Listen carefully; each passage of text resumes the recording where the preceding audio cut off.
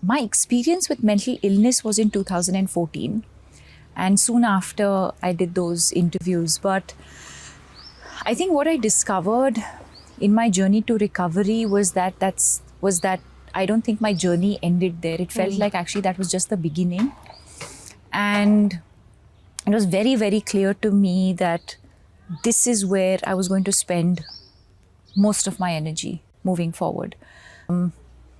Because, fame happens, success happens, but for me, it has always been about what do you do with that fame? What do you do with that success? And more importantly, it was something that was so deeply personal. And when I came out with my experience with mental illness, it was not as Deepika Padukone, the actor, but a person who happened to have reach and have a voice, and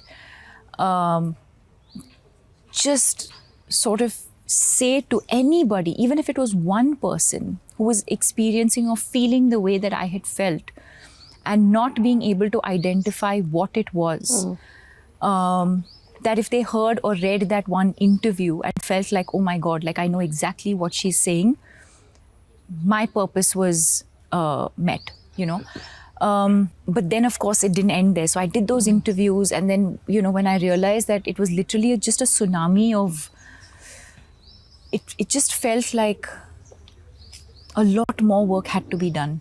And that's when I decided that, okay, I'm going to set up a foundation, and this is where I'm going to continue sort of focusing my energies on, because it's something that has been so deeply personal to me. Because I get asked this question every single time about being brave, and I don't understand it, because I never approached it like that. That I'm some like big star, and I'm coming out with this big revelation.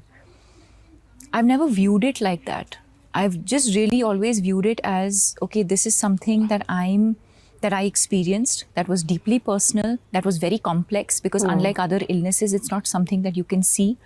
Whether it's diabetes or whether it's a fracture, you see these things. Mental illness is it's silent, it's invisible.